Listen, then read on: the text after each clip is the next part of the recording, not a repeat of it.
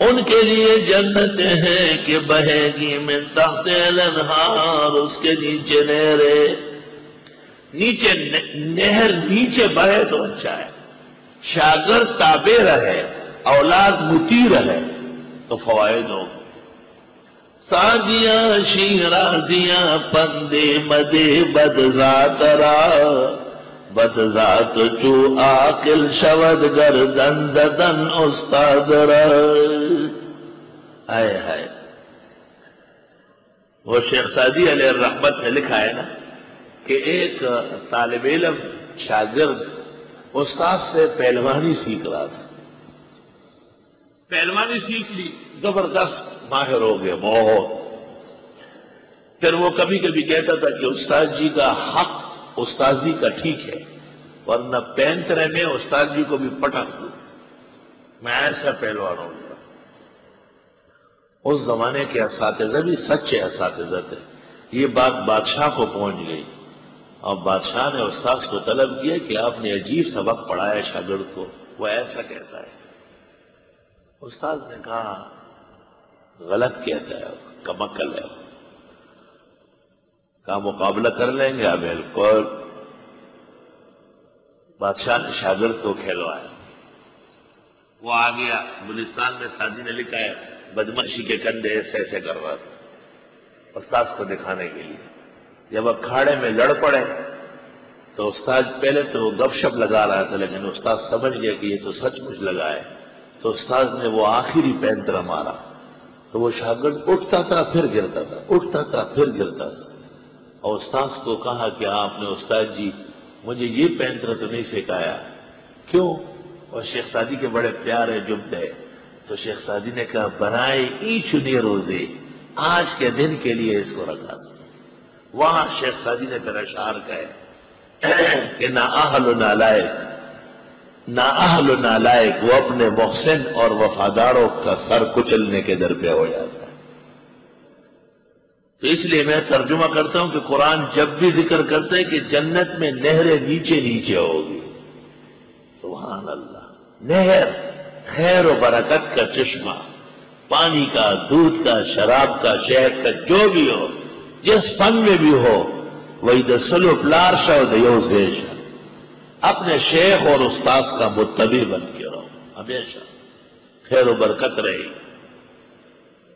حکیم الامت مولانا اشرف علی لکھتے ہیں میں نے پڑھتے وقت کچھ خاص محنت نہیں کی، البتہ اساتذہ اور بزرگوں کا احترام کرتا رہا، سبحان اللہ۔ خالدین فیہا، ہمیشہ رہیں گے جنتوں میں، نزلا من عند اللہ، یہ مہمانی ہوگی اللہ کے ہاں سے۔ ایک آدمی نے خواب دیکھا، مفسر نے، رسول اللہ صلی اللہ علیہ وسلم کو دیکھ کر جنت کی طرف جا رہے ہیں۔ جی حضرت ایک منٹ، ایک مسئلہ پوچھنا ہے، ایک مسئلہ پوچھنا ہے حضرت۔ پوچھو، کیا پوچھنا؟ یہ اللہ تعالیٰ فرماتے ہیں نزلا من عند اللہ، بس مہمانی ہوگی۔ کیا مہمانی ہوگی؟ بیان تو کہیں ہوا نہیں ہے۔ حضرت رک گئے، فرمایا دیکھو تم جب کسی کو کہتے ہو کہ آؤ میرے مہمان ہو جاؤ، کیا کرتے ہو؟ جتنی توفیق و طاقت تم میں ہوتی ہے ساری صرف کرتے ہو اس کو آرام پہنچانے میں۔ اگر اللہ تعالیٰ ان نعمتوں کا ذکر فرمائے تو بہت طویل ہو جائے گا۔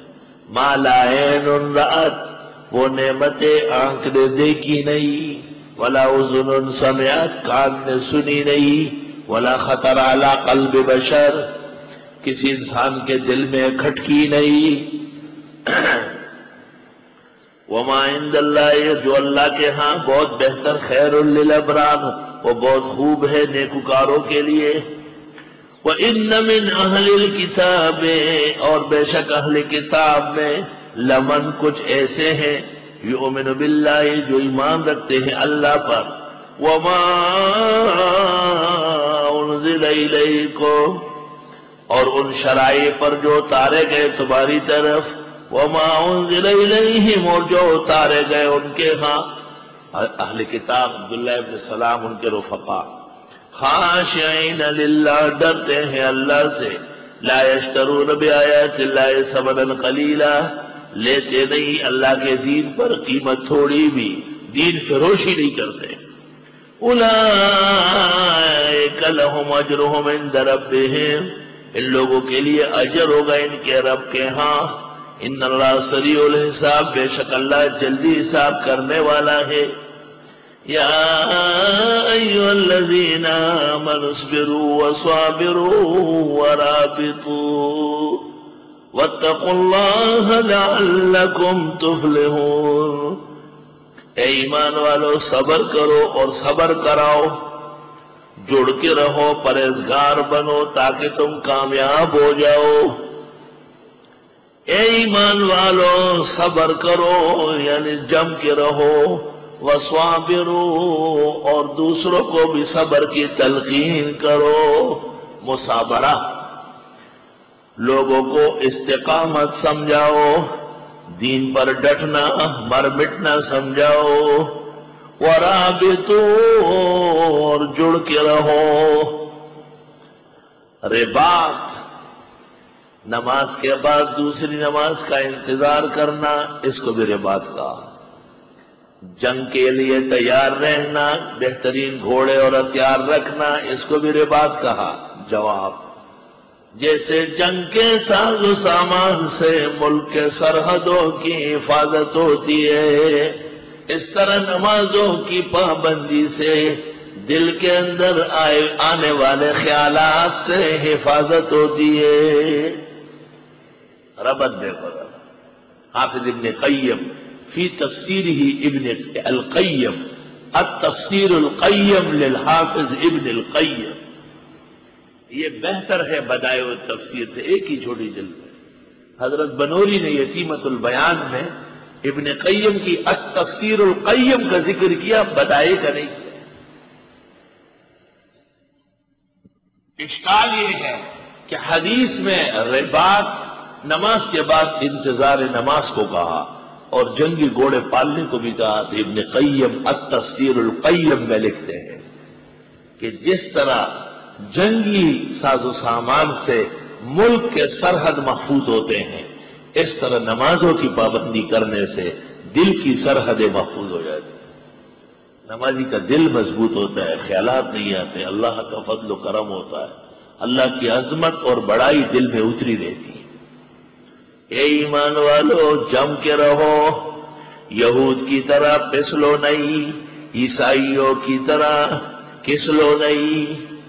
انہوں نے اپنے اپنے دین میں افتراء کیا۔ وصابروا اور اسی کی تلقین و تعلیم کرو، مصابرہ، دوسروں کو جمانا۔ ورابطوا رابطہ رکھو، کیا مطلب؟ دیکھو رابطہ، میں اعلان کرتا، اے بھائیو، یہ میدان میں 2-3 ٹرک اتر گئے ہیں، سارے درس والے چلے جاؤ لے آؤ، بڑی مہربانی۔ آپ کہیں گے سر آنکھوں پر، قرآن مجید کے پائی پر سب دوڑے، یہ رابطہ ہے۔ اب دوسرا میں کہتا ہوں، جن لوگوں نے یہاں تفسیر پڑھی ہے وہ روزانہ گیٹ سے لے کے اس گیٹ تک یہ کام کرے۔ آپ کہیں گے ہم اس کے لیے تھوڑی آئے، یہ ضابطہ ہے۔